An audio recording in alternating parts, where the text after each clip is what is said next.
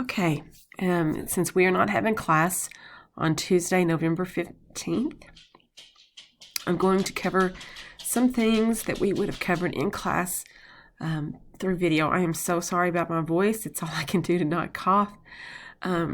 Anyway, I don't want us to get behind, and I'm going to remind you that I am holding open lab next Tuesday for the entire time as needed from 8:30 to 10:50 if I have any takers. So that would be a really good time for you to come in and get extra help on your paper. So just want to remind you that the topic sentence outline is still due this week. So you should be, at least, remember, if we write these one body paragraph at a time and we know what our points are going to be, then we should certainly be able to come up with our topic sentences. So even if you haven't written, any more paragraphs beyond last week's assignment, you should still be able to pull together a topic sentence outline pretty easily. And speaking of the one body paragraph, I decided that I will just grade those and respond to you when I grade them. I did notice that we have some people that are using first person point of view. And remember, first person point of view is not appropriate for this assignment. We need to have third person point of view. So that's one of the first and easiest things that I noticed on the one body paragraph. So when I grade those, and I'll try to get to them this week as I am in the house with this illness, I'll try to get to them and respond to them.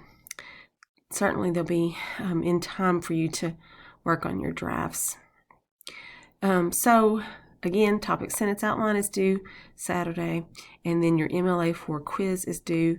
The MLA4 quiz is a typical quiz where you have multiple opportunities to take the quiz. So make sure that you access it early and often until you get the grade that you want. Okay, and then that leads us up to this extra assignment that we are having because we're not having class. So I do have a little quiz here for you to take after you've watched the video and you've looked at the paper. So of course you'll need to watch the video that I'm recording in this moment, and I call it the lecture video paper. It's a sample paper from one of our Comp1f22 books. Again, when we use sample papers, sometimes they are longer or have more sources. Your paper for my class is 3 pages with 4 sources. So let's not forget that. So all the information that I am saying from here on out goes towards this particular little quiz. This quiz is not a multiple attempt quiz. It's a one-shot deal because I need you to watch this video and pay attention to what I'm saying. Take notes if that's what's necessary, to understand. I mean, obviously, we would have probably covered a lot more in detail in the classroom, but we are going to hit on some things in this video that we would have covered. So looking at this paper here, the first thing that I want to remind everybody is that we do have specific formatting for our papers. So if this is something that you are still struggling with, it is past time to get it right. We have our Times New Roman 12-point font. As you can see, our paragraph is 00 and double with no space between paragraphs of the same style. So absolutely, that's our normal formatting. Remember now, there are videos that we have, and I'll share them with you again, of how to insert your page numbers. You don't just type them in the regular body, because look, the header is a different thing, right? So we have to do it right so that the page numbers regenerate. And also, according to MLA manuscript formatting, we have the student name, the professor's name, the class, and the date, which is day, month, year. Let's talk about titles. So titles are something that we don't spend a whole lot of time on. They are one of the very last things that you do probably. But they need to be specific to your essay, what is going on in your essay. So questions are okay. Your research question is okay, but the language needs to still be appropriate. So if your research question had first person or second person point of view, you would need to revise it. This one is called, should data posted on social networking sites be fair game for employers? So that is the question, research question made into a title. And notice, because it is long, that the student Aaron Blaine broke it into 2 lines. So that is something that you can do. You don't want your title going clear across your page. You'd like it nice and centered. All right, so then let's get into the introduction. I'm going to remind you that there are 3 key components to a good introduction. We have the attention getter / context. Sometimes the attention getter is a little bit more attention getting, if you will. But always there should be a context established for the conversation, for the topic. And then the next piece is the connection. We have to start with that context and then connect it to the thesis statement. The thesis statement is the last sentence of the introduction paragraph. The thesis statement is not a question. Please do not end your introduction paragraph with a question. Instead, end your introduction paragraph with a thesis statement that shows the subject and your position or opinion on that subject. So we're going to look at this introduction a little bit more closely than we do other parts of the paper. It says the popularity of social networking sites such as Facebook and Twitter has increased dramatically over the last several years, especially among college students and young professionals. These sites provide valuable opportunities for networking and for connecting socially. All right, so we have a context here. We're talking about social networking sites, okay? And then we're going to get into that connection piece. At the same time, however, potential employers, human resource professionals, and even college admissions officers routinely use these sites to evaluate applicants. Because it is so easy to access social networking sites and because they provide valuable information, this trend is certain to continue. Some people are concerned about this development, arguing that social networking sites should be off limits excuse me, to potential employers because they do not have the context they need to evaluate information. So we have this context up here, and then we are connecting it. Here we're just talking about social networking, but now we're getting into this whole employment idea. This leads us to our thesis. As long as applicants have freely posted information in a public forum, however, there is no reason for an employer not to consult this information during the hiring process. So we have the subject of accessing these public forums and the author's opinion, Aaron Blaine's opinion, that there is no reason to not consult these forums in the hiring process. So that's her position, and we're going to see how she supports it. Okay, so we want to keep in mind that even in a research-based argument, we are going to try to stick with paragraph structure. So you can look at this very first topic sentence of body paragraph 1, the number of employers and universities using social networking sites to evaluate candidates is growing every year. Okay, I don't know where I got to before I just stopped. So I wanted to point out that on this first body paragraph, the topic sentence says, the number of employers and universities using social networking sites to evaluate candidates is growing every year. So that tells us that we will find information in this body paragraph about both employers and universities. A recent survey found that 24% of college admissions officers acknowledged visiting sites like Facebook to learn more about applicants, and 12% said that the information they found, quote, negatively impacted the applicant's admissions chances. I want you to notice this particular source information. First of all, this is a quote weave. We have a paraphrase going on here because it's still giving specific information. And then the student has weaved in this exact phrase from the article that begins online behavior. So this is a very important point. When we do not have an author, we have to rely on the article title. When we do a parenthetical citation, we shorten that article title so online behavior, remember that whatever we're citing inside the essay has to match what appears on the left margin of the works cited. So we're going to go find online behavior in the works cited, and here it is. Online behavior jeopardizing college plans, admissions officers checking social networking sites for red flags.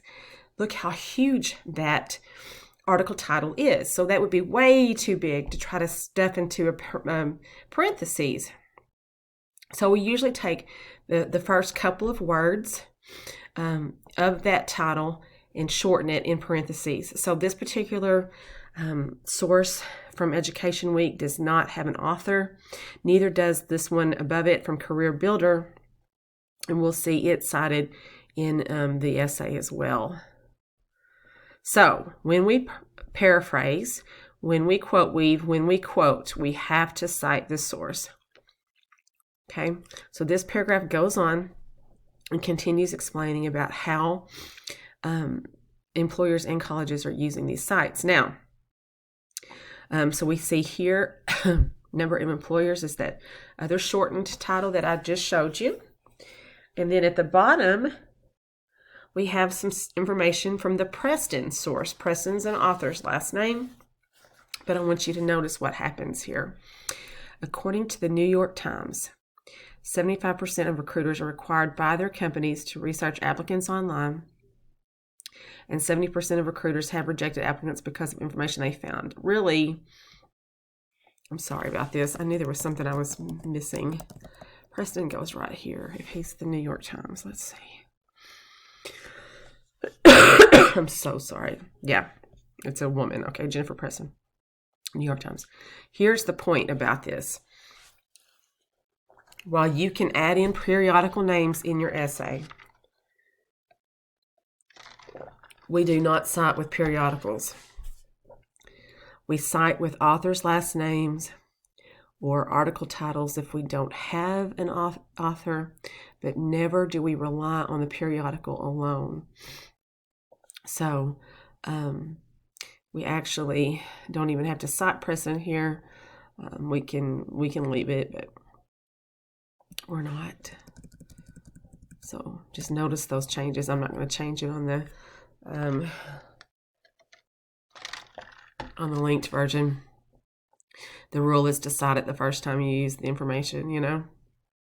Anyway, notice that New York Times is here, but we can't rely on it. We have to rely on the author because we are looking at what takes us to the left margin of the works cited page. All right. You'll notice that Aaron Blaine deals with the opposing argument right here in what is body paragraph 2. The opposing argument can appear anywhere in the paper that you need it to. And I also want to point out that, you know, she says not everyone is happy with this practice, though, and some have strong objections. Now, this is a student paper. She probably should have outlined the practice of checking social media, but it's whatever. And she doesn't just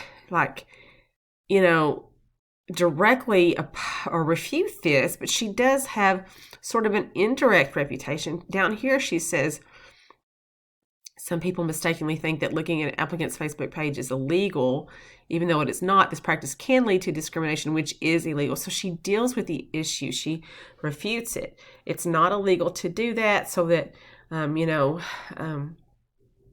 that it kind of negates their arguments. Now, something I want to point out here. Anytime we are going to share something that was quoted in our source,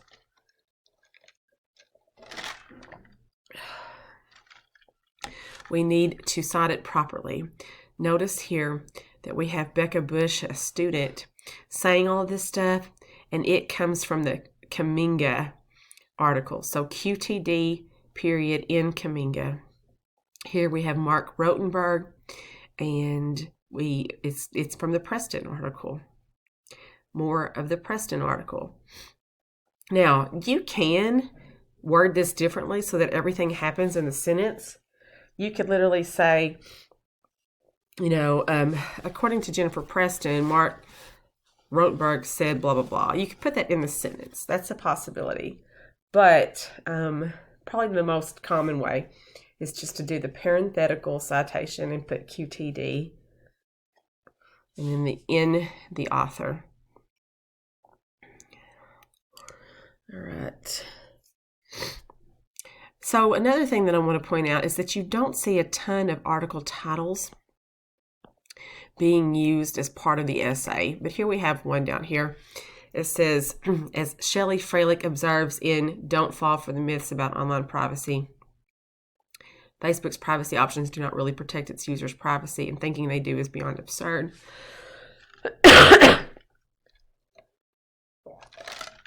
It is not really good practice to tell every single article title that you're working with. It just, it's distracting. It bunks up the your paper.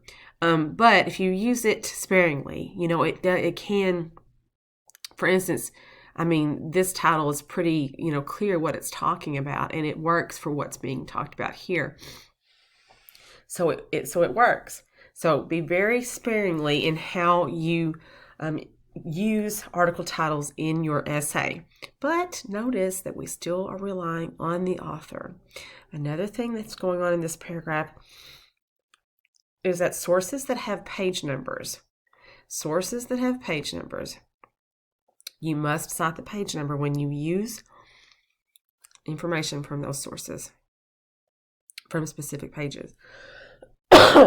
Web sources do not have page numbers, so that might make us question this number one. We'll go check that out. We see that we have, obviously, a newspaper here in A23. So let's go look at both the Freilich and the Friedman sources and see what those look like. Okay, so Thomas Friedman, he's from the New York Times, and he is page A23. He just has the one page. And then Shelley Freilich is actually from Calgary Herald. That's another newspaper, so she has page 1. We will assume that that is accurate. I'm so sorry. This is miserable for y'all, I'm sure. Almost done, though, I promise. Okay, one more thing I want to talk about is the long quote. So you can find in MLA 3B about how to format long quotes. I only will allow one in this 3-page paper. More than one is just ridiculous, and you don't need it to be too long. So a long quote is a quote that's more than 4 lines long. I'm looking at this one, and again, this is a published sample paper from a textbook. It's really not 4 lines, so that's interesting to me. But we'll pretend like it is.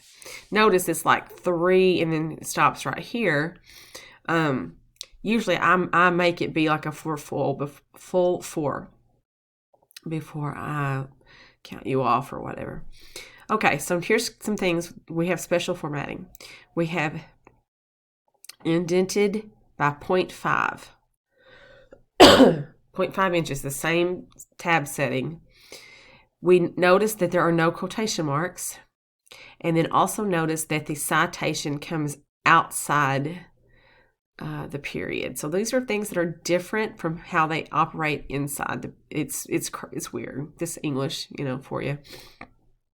And also notice that if we have a pie paragraph structure, a quote is an I. So ideally we would come back with an E with explanation, just like we've done here. We don't want to end a paragraph on a long quote. We want to come back and wrap the, that explanation, that paragraph up.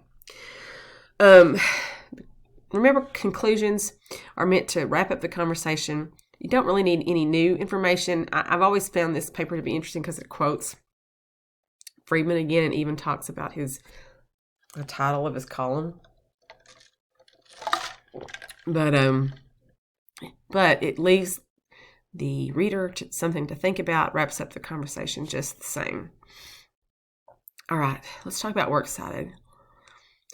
Works Cited, you can find out more on MLA 4B at the very beginning of that section. It kind of gives you an overview of what goes where, and I'll be sharing more regarding the working with sources. I'm not sure what that looks like. It may have to come in a video since we're missing this day. Certainly we can look at it week 15 after Thanksgiving. But there are some basic structures that we are looking for in an MLA citation. The most basic: last name of author, comma, first name. The article title is in quotation marks. The periodical or website is italicized. And then we have the date, day, month, year. The month is abbreviated. And then notice in almost every single one of these, we have the URL. So that is the most basic structure. Rarely do we actually have sources in hand, but these two are newspapers and they don't have a URL. Someone had to print copies. So most of the time we have the URL is what comes at the end. And it's just a really basic format. I mean, if you have a journal from a database, then obviously those are going to fit in. So your journal title would be here because it's a periodical. You would also have like volume and edition information, and then you would have the name of the database. But our most basic format is author, article, periodical, date, page number if you have it, and then URL. If we don't have an author, then we just start with the article title. It's like we just skip over what we don't have, and so in this case we'd have to just skip over the author.